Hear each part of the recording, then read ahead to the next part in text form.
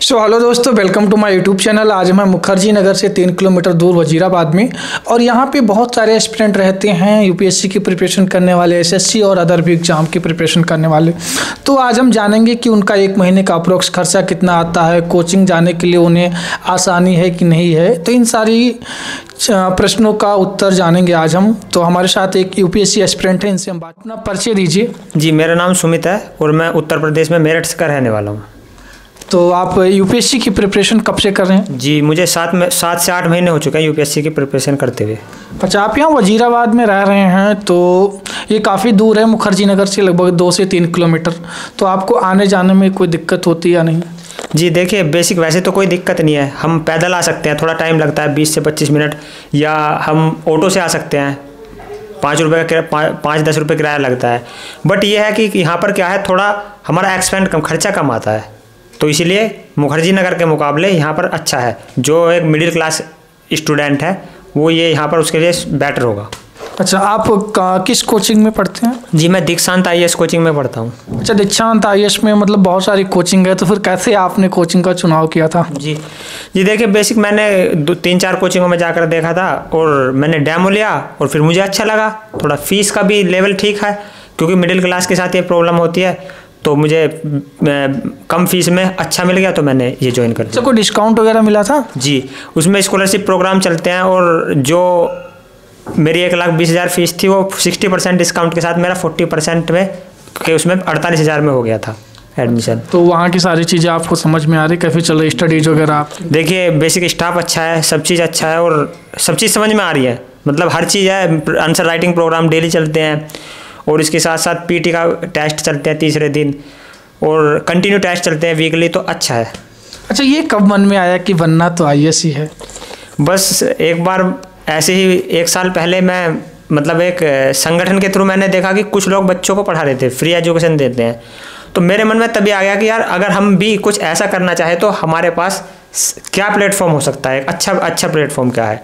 तो उसके लिए तो आप एनजीओ वगैरह भी ओपन करके कर सकते थे। जी, एनजीओ वगैरह कर सकते हैं, लेकिन एक ब्रॉड स्तर पर एक मॉडल बनाने के लिए हम क्या कर सकते हैं, तो उसके लिए एक ब्रॉड स्तर पर और पब्लिक के बीच में मैक्सिमम लोगों तक हम कैसे जुड़ सकते हैं, तो उसके लिए मैंने सोचा कि अगर हम यूपीएससी होंगे, मतलब आईएएस होंगे, या कोई किसी भी ऐसे पद पर होंगे जो हम जनता तक ज़्यादातर पहुँच सकते हैं, तो उसके लिए अच्छा है, अच्छा माध्यम। अच्छा, तो मेन मोटिव ये था कि जैसे बच्चों को आपने पढ़ाते हुए देखा, आपके माइंड में है कि इस चीज़ को हम बहुत बड़े लेवल पे करना चाहते हैं, और जो भी बच्चे हैं सही से उनको शिक्षा नहीं मिल पा रही है, तो उन तक शिक्षा मुझे पहुंचाना है। काफ़ी अच्छा आपकी थिंकिंग है। देन आप ये बताएं कि आपके ऑप्शनल सब्जेक्ट क्या हैं? जी, PSIR। अच्छा, PSIR आपने ले रखा है। अच्छा, काफ़ी बच्चे हिचकिचाते हैं ना, हिंदी माध्यम के छात्र होते हैं, तो वो सोचते हैं कि हिंदी साहित्य ले लें या कोई लिटरेचर वाले चीज़ ही वो लेते हैं। PSIR हो गया, हिस्ट्री हो गया, सोशोलॉजी हो गया, इन सब सब्जेक्ट से थोड़ा सा वो दूर हटते हैं। और ये भी मानना है कि PSIR जो है, इसमें करंट्स वाले जो IR होता है ना, इंटरनेशनल रिलेशंस, ये मुद्दे ज़्यादा करंट से रिलेटेड होते हैं, तो उनसे अपडेट रहना बहुत ज़रूरी होता है। और लोगों का मानना है कि इंग्लिश मीडियम में कंटेंट बहुत ज़्यादा उपलब्ध है, हिंदी मीडियम में कम। फिर भी ये जानते हुए आपने PSIR लिया है, तो कैसे मैनेज करते हैं, कैसे कंटेंट को जो है आप जो कलेक्ट करते हैं? जी देखिए, पहले तो ये चीज़ है कि मैं डेली के करंट के लिए और इंटरनेशनल क्या चल रहा है उसके लिए डेली न्यूज़पेपर पढ़ता हूँ, कुछ यूट्यूब की साइट्स से डेली नोट करता हूँ, और उसके साथ साथ जो मेरा PSIR का मोटिव ये था कि हमारा जो GS पेपर 2 होता है उसके अंतर्गत ये काफ़ी हद तक मदद करता है हमारी, तो उसके लिए काफ़ी अच्छा है। नहीं, आपने PSIR चूज किया, ये सही है, क्योंकि आपके प्रीलिम्स में भी आ जाएगा, मेंस में भी काम देगा, और देन आपका ऑप्शनल 500 नंबर्स के हैं, तो उसमें भी आप 300 प्लस स्कोर कर सकते हैं। कितने घंटे पढ़ाई कर लेते हैं? क्योंकि काफ़ी ज़्यादा मिथ फैला हुआ ना कि यूपीएससी तैयारी करने जाना है तो आपको 15 घंटे 16 घंटे पढ़ना है। क्या ये ज़रूरी है? जी देखिए, पढ़ना तो जितना ज़्यादा से ज़्यादा अच्छा है, लेकिन बेसिक हमारा ये होना चाहिए कि जो हमारे टारगेट्स हैं पर डे के, हमारे वो क्लियर होने चाहिए कि मुझे ये कंसेप्ट आज क्लियर करना है, मतलब ये पूरा करना है, जितना टारगेट है वो पूरा करना है। तो 9 से 10 घंटे मेरा 3.5 घंटे कोचिंग का, 9 से 10 घंटे की मेरी सेल्फ स्टडी है, और इतना चल रहा है। अच्छा, सेल्फ स्टडी, कोचिंग के बाद में सेल्फ स्टडी करना ज़रूरी है, आप इसको कितना मानते हो? जी, ये 85 to 90% है सेल्फ स्टडी, कोचिंग आपको गाइडेंस दे सकता है, लेकिन आप उसे रिकवर कैसे करते हो, कवर कैसे करते हो, रेडी उसके लिए कैसे तैयार होता है, ये आपकी सेल्फ स्टडी करेगी। अच्छा, सेल्फ स्टडी। अच्छा, एंटरटेनमेंट के लिए आप क्या करते हैं? जी, एंटरटेनमेंट के लिए देखिए, मेरा बेसिक तो डेली का योगा करता हूँ मैं, और एक्सरसाइज करता हूँ। और जी मैं थोड़ा सा शेर और शायरी का शौकीन हूँ, शेर और शायरी का और कॉमेडी का। तो उसके माध्यम से मैं कभी कभी जब मौका मिलता है तो ये चीज़ें करता हूँ, और मैं अपने आप को मोटिवेट रखता हूँ इन चीज़ों से। अच्छा, शेर और शायरी खुद करते हो या किसी प्लेटफॉर्म पे जाके देखते हो? नहीं, देखिए मैं पुराने लोगों की कुछों की शेर व शायरी देखता हूँ, लेकिन कभी कभी जब मौका मिलता है तो मैं अपने पब्लिक फील्ड में अपने यार दोस्तों के साथ जब भी कभी मौका मिलता है तो उनके साथ बोलता हूँ ये चीज़ें। अच्छा, यूपीएससी में ये कितना ज़रूरी है कि ग्रुप डिस्कशन होना बहुत मस्ट है? ग्रुप डिस्कशन करने से कॉन्सेप्ट क्लियर होते हैं, तो कितना आप इस चीज़ को सही पा रहे हो? जी, ये बहुत ज़्यादा ज़रूरी है। देखिए, ग्रुप से क्या होता है कि कोई किसी भी टॉपिक को लेकर अगर हम एक स्टडी करना और उसके बाद अगर हम डिस्कस करेंगे तो वो हमारे प्रैक्टिकली आ जाएगा सब्जेक्ट, वो टॉपिक प्रैक्टिकली आ जाएगा और वो बहुत बेटर होगा। तो उसके लिए हम उसकी सारी डायमेंशन कवर कर सकते हैं बोलकर, तो वो एक बहुत अच्छा टास्क होता है। आपको पता मतलब जहाँ पे सेल्फ स्टडी को ज़्यादा प्रमोट किया जा रहा हो, ग्रुप डिस्कशन हो रहा हो?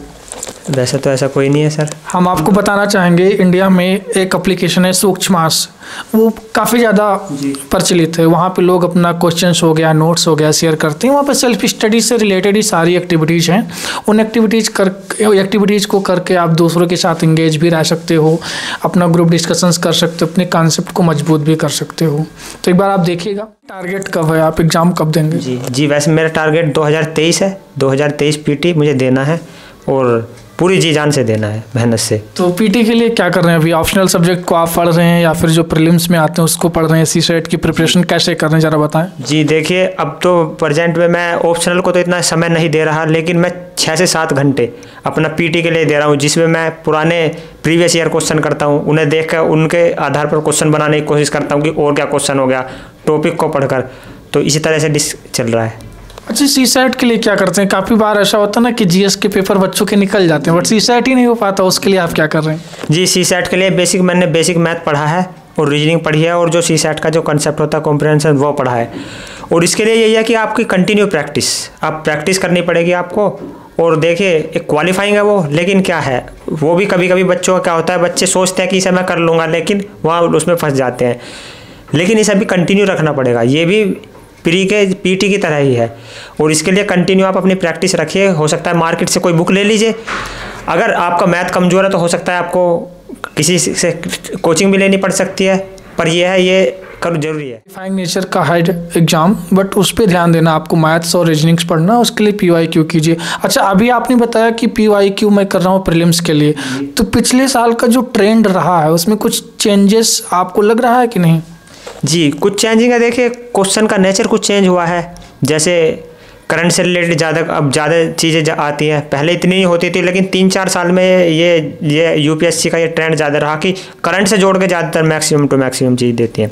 तो उसके लिए हमें अपडेट रहना पड़ता है डेली न्यूज़पेपरों के द्वारा और किसी भी तरह से कि कैसे इसे पीटी के क्वेश्चन से जोड़ा जाए। अच्छा, इंग्लिश मीडियम के छात्र जो होते हैं वो अपने आप को अपडेट रखने के लिए द हिंदू रीड करते हैं या इंडियन एक्सप्रेस हो गया, तो उस तरीके से जैसे हिंदी माध्यम के छात्रों के लिए क्या है, दैनिक जागरण, हिंदुस्तान या किसी कोचिंग की मैगजीन को फॉलो करना कितना सही है? आप किस चीज़ को फॉलो करते हो? जी देखिए, एक तो मैं बेसिक न्यूज़पेपर पढ़ता हूँ, मैं लेता हूँ डेली दैनिक जागरण, और इससे अलग आप किसी भी कोचिंग की मैगजीन ले सकते हैं, बशर्ते उसमें कॉन्सेप्ट अच्छा हो, आप समझ सकते हैं उसे। तो ये माध्यम है करंट के लिए। अच्छा, काफ़ी बच्चे होते हैं ना कि वो न्यूज़पेपर रीड नहीं करते हैं, वो सोचते पूरे महीने भर का कंपाइल होकर मुझे मैगजीन में मिल जाए, वो मैगजीन ही पढ़ते हैं। ये कितना सही है?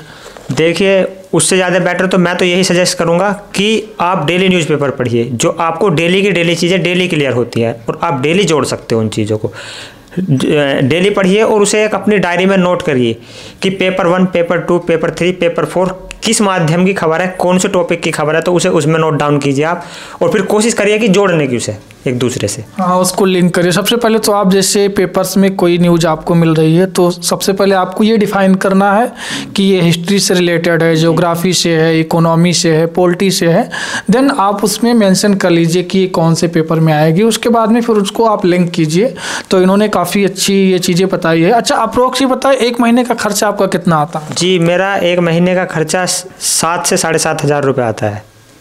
ओके, तो भैया से बातचीत करके काफ़ी अच्छा लगा। इन्होंने बताया कि ये यहाँ वजीराबाद में रहते हैं, इनका एक महीने का अप्रोक्स 7,000 रुपये खर्चा आता है, 7 से 7,500 रुपये, और आने जाने में भी आसान है, तो 2 से 3 किलोमीटर है, तो कोई इशू नहीं है।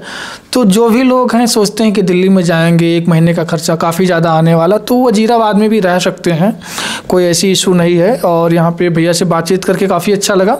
मिलते हैं किसी और वीडियोज़ में। अगर वीडियोज़ आपको अच्छी लगी तो वीडियोज़ को लाइक करना, चैनल पे अगर नए हैं तो चैनल को सब्सक्राइब करना। तब तक के लिए जय हिंद, जय भारत।